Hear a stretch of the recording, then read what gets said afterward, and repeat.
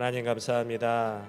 오늘 이 새벽에도 저희를 불러주셔서 허물 많고 죄 많은 저희들에게 하나님을 찬양할 수 있고 하나님의 말씀을 들을 수 있는 귀한 심령을 주셔서 감사합니다.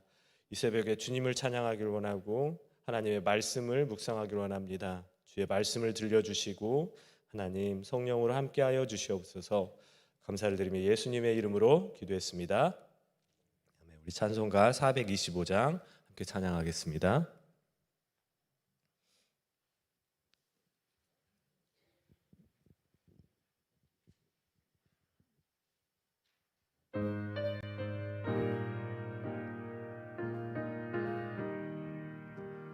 주님의 뜻을 이루소서. 고요한 중에 기다리니 진흙과 같은 날 빚으사 주님의 영상 만드소서. 주님의 뜻을 이루소서. 주님 발 앞에 엎드리니 나의 맘속을 살피시사 눈보다 ing해 하옵소서. 주님의 뜻을 이루소서. 병들어 몸이 피곤할 때 권능의 손을 내게 펴사 강건케 하여 주옵소서. 주님의 뜻을 이루소서. 온전히 나를 주장하사. 아멘. 주님과 함께 동행함을 만민이 알게 하옵소서.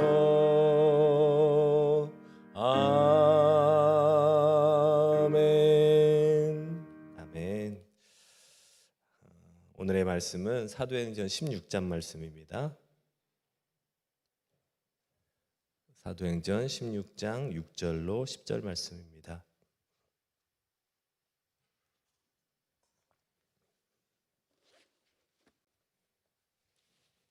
사도행전 16장 6절로 10절 말씀, 그렇게 길지 않은 말씀이어서 함께 봉독하도록 하겠습니다. 시작.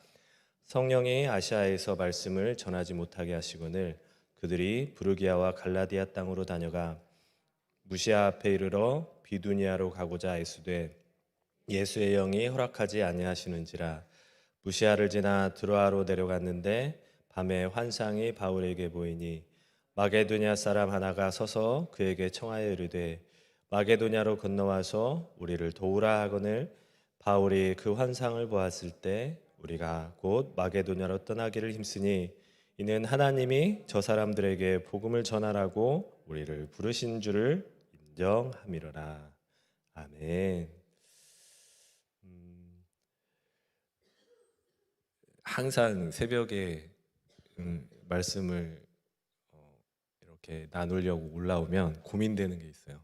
큰 고민이냐 그건 아니고 저기 뒤에 있는 시계하고 저희 이 손목 시계하고 시간이 달라요. 그래가지고 저게 한 2분 정도 빠른데 저거 시간을 맞춰야 되는지 제 이 손목 시계에 맞춰 30분에 맞춰서 설교를 시작해야 되는지 그게 항상 고민인데 저는 그래도 이게 우리가 올 때는 이 손목 시계를 보고 오니까 손목 시계에 맞춰가지고 그렇게 시작을 하는데 저희 인생을 살아가다 보면은 여러분들 어떠세요?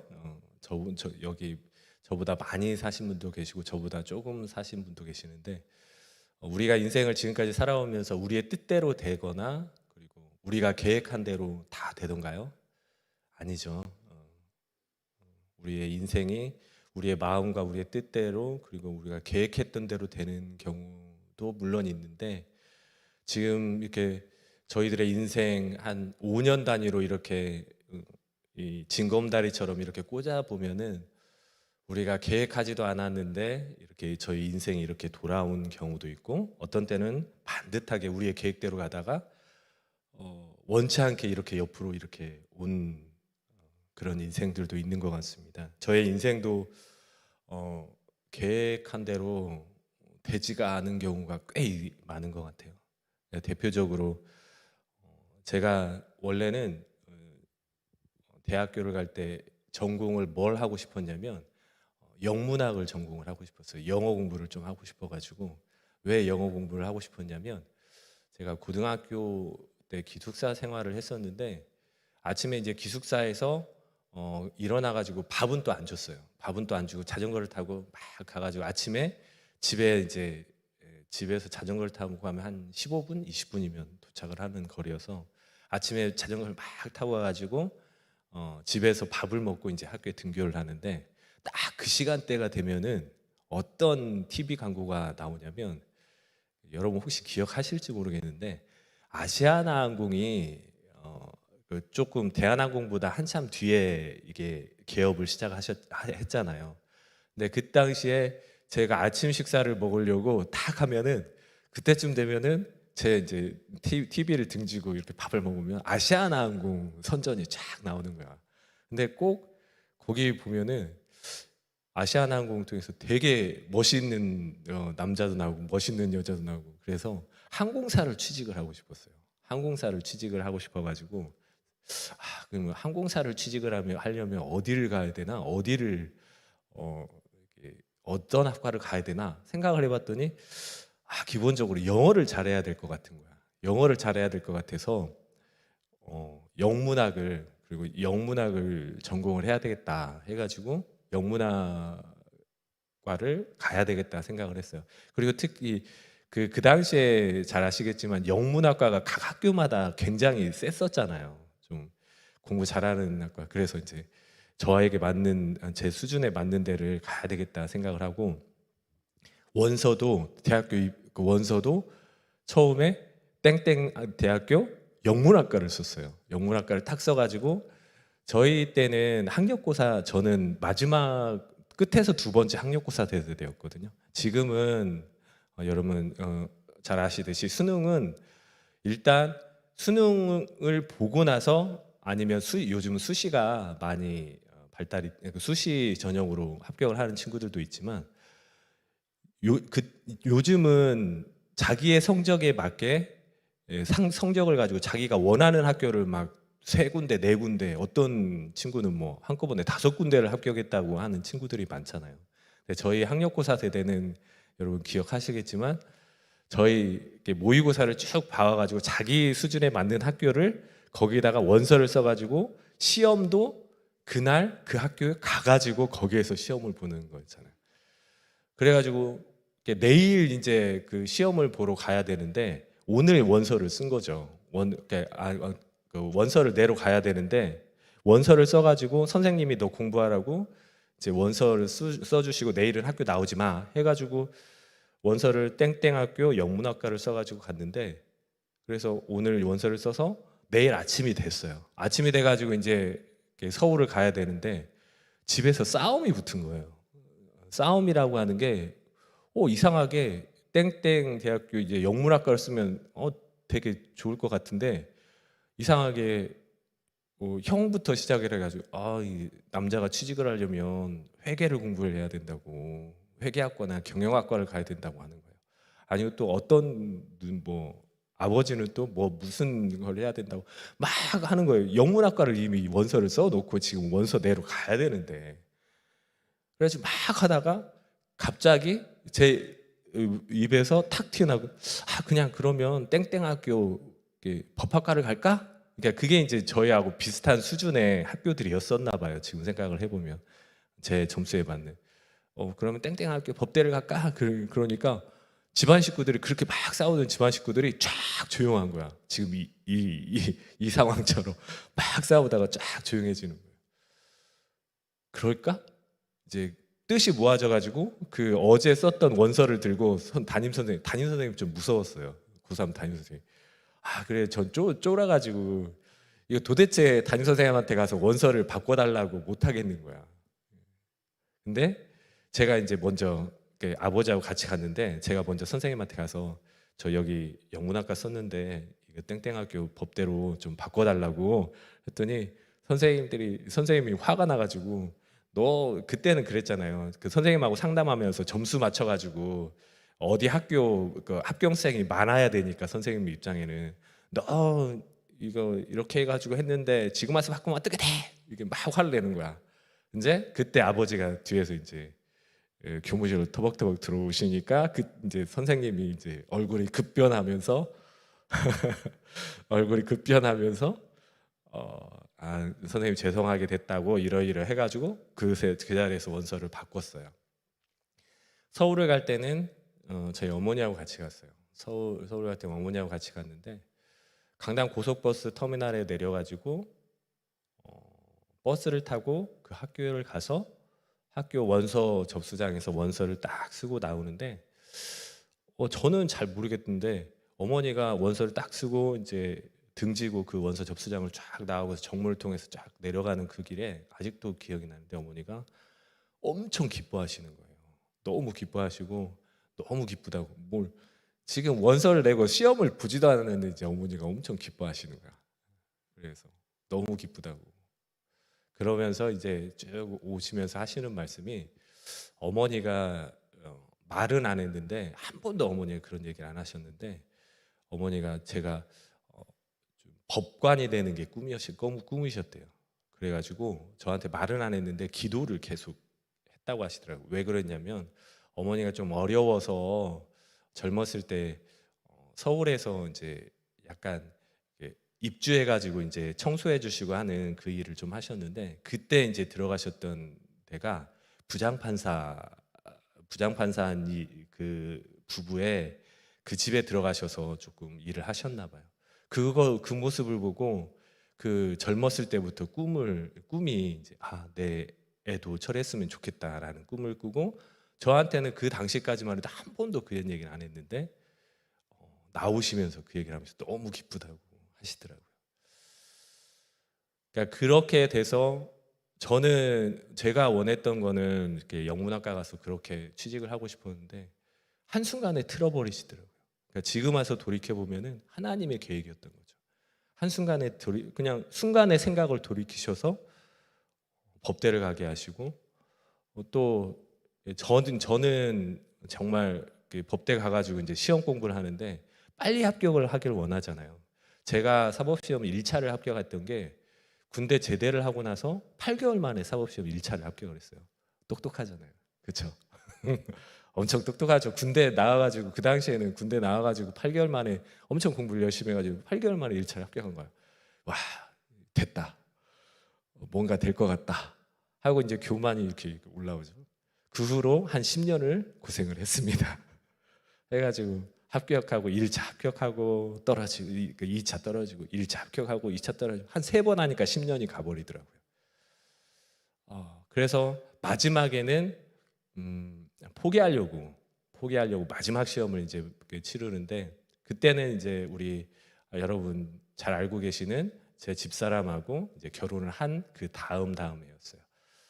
해가지고 이제 마지막으로 이제 결혼도 했기 때문에 포기를 하려고 마음을 비우고 마지막으로 시험 보고 포기를 하려고 했는데 그때 하나님이 붙여주셨어요.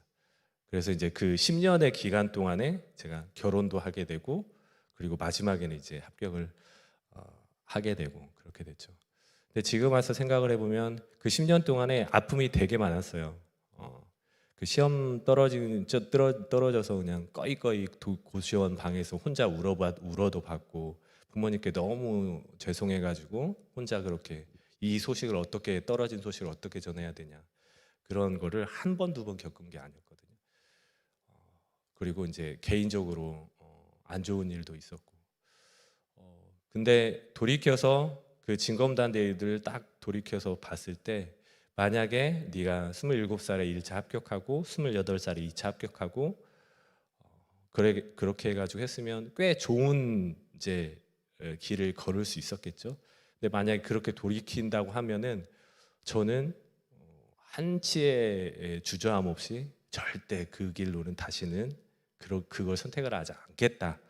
만약에 제가 선택을 할 수도 없지만 선택을 한다면 그렇게 이제 결론이 났어요. 저의 인생을, 그리고 지금 와서는 뭐냐면 제가 이제 소송을 계속 하는데, 저희가 믿는 사람이고 기도를 그래도 조금은 한다는 사람인데, 그러면은 제가 맡은 소송은 다 이겨야 될 거 아니에요. 다 이겨야 되고, 그래서 이름이 막 해가지고 돈도 많이 벌고 또 막 이게 성공해가지고 세종시장도 나가고 막 그랬으면 좋겠는데 그렇지가 않아요. 막 지기도 하고 이기는 게 이제 많긴 하지만 그때마다 마음이 상해요. 마음이 상하고 꼭 이기고 싶은 사건이 있었는데 뒤집어지기도 하고 막 이러는데 그런 마음들이 있어요. 그러니까 저도 마찬가지고 여러분들의 인생도 지금 돌이켜 보면은 우리가 계획했던 대로 원하는 대로 가지 않는, 그래서 마음이 상하고 힘든 그런 삶을 마음을 가지고 살아오는 것도 같습니다. 그러면 여러분들 돌이켰을 때 여러분들이 계획대로 살아가는 것이 정말 우리 인생의 정답이었을까요? 그건 아니었을 거라고 저는 확신을 합니다. 오늘 성경 말씀에 보면은 사도행전 16장 6절부터 10절까지의 말씀은 6절 한번 볼까요? 6절 한번 보면은 제가 읽어드리겠습니다. 성령이 아시아에서 말씀을 전하지 못하게 하시거늘 그들이 부르기아와 갈라디아 땅으로 다녀가. 7절 무시아 앞에 이르러 비두니아로 가고자 했으되 예수의 영이 허락하지 아니하시는지라. 참 이상해요. 그렇죠? 우리 사도 바울이 사도행전을 통해서 하나님의 말씀을 증거하는데 6절에 보면 뭐라고 되냐면 성령이 아시아에서 말씀 전하지를 못하게 하신 거예요. 우리 생각에는 우리 인생, 그리고 사도 바울은 복음 전하는 것 자체가 그 사도 바울의 인생이었거든요. 그 인생 복음 전하는데 누가 이거를 맡겠어요? 우리가 볼 때는 이 사람은 가고자 하는 곳마다 기적이 일어나야 되고 가고자 하는 데마다 하나님의 복음이 증거가 돼야 되는 사람이, 우리가 생각할 때 그게 정상적인 사람이었어요. 근데 16절에 보면은 성령이 아시아에서 말씀을 전하지 못하게 하신대요. 우리 7절에 보니까 또 이번에는 무시아 앞에 이르러 비두니아로 가고자 애쓰되, 이 사람이 무시아에 이르러 비두니아로 가고자 애쓰되, 이 사람이 애쓰는 게 돈을 모아서 가고자가 애썼을까요? 그게 아니거든요. 가고자 애썼다는 얘기는 기도를 했다는 얘기예요. 그 자기의 앞에 사역을 위해서 기도하면서 그 인생과 사역을 준비를 했는데, 그걸 가고자 그렇게 막 기도하면서 애썼는데 예수의 영이 허락하지 아니하시는지라. 우리의 인생과 그리고 우리의 사역도 보면은 우리가 원하고 이거는 정말 하나님이 들어주셔야 될 것 같고 하나님이 함께 해주셔야 될 것 같은데도 가끔씩 이게 안 되는 경우가 있어요. 그래서 어떤 때는 창피하기도 하고 나 이게 사역할 거야 했는데 성도가 한 명이고 두 명이고 창피하잖아요. 그 세상 사람들 볼 때는 창피할 것 같잖아요. 그리고 정말 막 새벽 예배 나와가면서 고등학교 때 막 새벽 예배 나오고 철야 예배 나오고 수요 예배 나오고 제가 그랬다는 거예요. 했는데 10년 동안 계속 시험에 떨어지는 거야. 말은 못하지 고향교회에서는 어떻게 생각을 하겠냐고요. 엄청 창피했죠. 부모님도 창피해 했겠지. 말은 안 해도 우리 아들 고생한다고 생각을 했겠지만 창피했겠죠. 저도 창피하고 교회 가끔가다 이제 고향 추석이나 설날에 가가지고 고향 예배 드리면 너무 창피한 거야. 다 어르신들이 저를 이뻐라고 하시지만 그래도 저 스스로는 창피하죠. 우리 사도 바울도 말씀을 전하는데 턱턱 막히는 거예요. 성령이 우리 한번 기도합시다 했는데 성령이 막고 우리 이제 저쪽으로 가려고 하는데 기도합시다 해가지고 했는데 또 예수의 영이 막아버리고 이상한 거야. 우리의 인생도 그렇고 우리의 사역도 그렇게 턱턱 막히는 것 같은 거예요. 그래서 이제 고민하고 기도하던 사도 바울에게 9절 10절 하나님께서 환상을 보여주시죠. 환상을 보여주시는데 한번 같이 읽도록 하겠습니다. 시작. 밤에 환상이 바울에게 보이니 마게도냐 사람 하나가 서서 그에게 청하여 이르되 마게도냐로 건너와서 우리를 도우라 하거늘 바울이 그 환상을 보았을 때에 우리가 곧 마게도냐로 떠나기를 힘쓰니 이는 하나님이 저 사람들에게 복음을 전하라고 우리를 부르신 줄로 인정함이로라. 사도 바울이 기도를 이때만 했겠냐고요? 아니죠. 아시아로 가고자 했을 때도 기도했을 거고요. 무시아를 떠나가지고 비두니아로 가고자 했을 때도 기도를 했을 거라고요.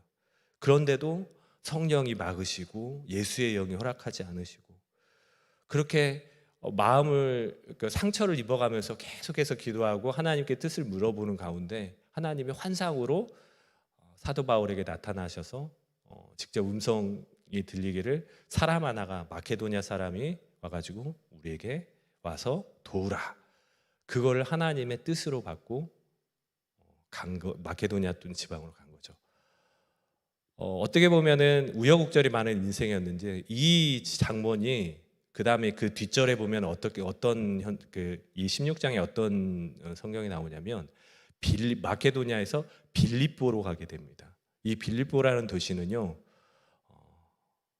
정말 역사상으로 보면은 유럽의 최초로 예수 그리스도의 복음이 증거가 되게 되거든요.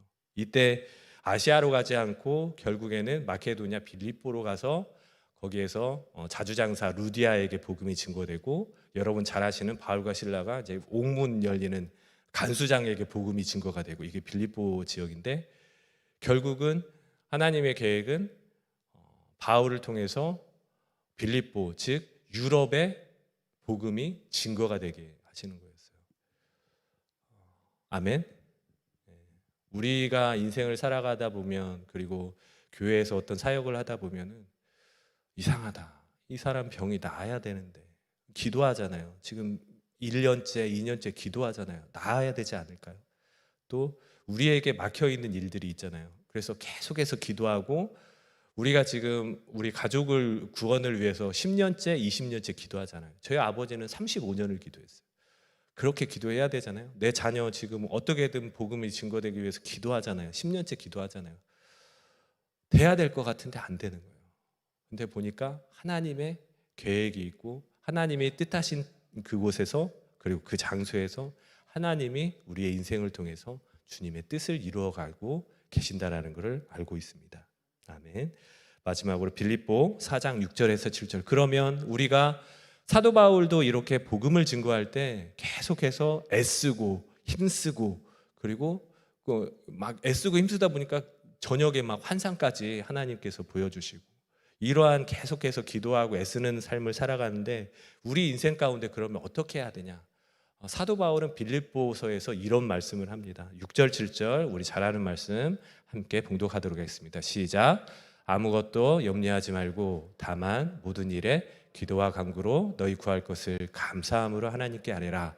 그리하면 모든 지각에 뛰어난 하나님의 평강이 그리스도 예수 안에서 너희 마음과 생각을 지키시리라. 아멘. 우리가 할 수 있는 거 그리고 우리의 인생 가운데 우리의 자녀의 인생 가운데 우리의 혈육의 인생 가운데 그리고 내 이웃의 인생 가운데 우리가 할 수 있는 것은 감사함으로 염려하지 않고 하나님께 아뢰는 것입니다. 그렇게 보면은 결국에는 우리의 뜻이 이루어지지 않을 때는 우리의 마음이 무너질 수 있고 우리가 낭망할 수 있는데 하나님의 신실하심을 믿고 하나님이 그래도 결코 놓지 않으실 거야. 나를 붙잡아 주실 거야 라는 마음. 사도 바울도 그랬고 우리 인생도 지금까지 여기까지 그렇게 왔잖아요. 하나님이 붙들어 주실 거라는 그 믿음 가지고 왔잖아요. 그 믿음 놓지 않고 계속해서 기도하면 하나님이 주시는 거는 뭐냐면 우리 앞에 변화되는 건 없고 우리 앞에 해결되는 문제는 없지만 결국에는 우리 안에 마음과 생각을 지켜주시고 평강을 주신다는 거예요. 이게 바로 우리의 기도의 응답이고 우리 인생의 해답이 되는 것입니다. 예수님께서 십자가에 못 박혀 죽으시고 부활하셔가지고 하신 말씀이 뭐죠? 너희에게 평강이 있을지어다. 여러분들의 삶 가운데 걱정되고 근심되는 일들 많으시죠? 그리고 기도 제목 많으시는데 그게 속히 이루어지지 않는다고 낭망하지 마시고 좌절하지 마시고 하나님 놓지 않으신 하나님 그리고 변치 않으신 하나님 우리를 가장 좋은 것으로 주실 그 하나님을 신뢰하고 믿어가면서 염려하지 말고 계속 기도하기를 축원드립니다. 하나님께서 우리 인생을 이끄시고 하나님이 가장 선한 것으로 채워주실 것이고 우리 마음에 평강 주실 것을 확신합니다. 이 새벽에도 그런 기도하시고 하나님의 응답 받으시는 저와 여러분이 되기를 축원드립니다. 기도하시겠습니다. 살아계신 하나님 감사합니다. 우리에게 이런 귀한 말씀을 주셔서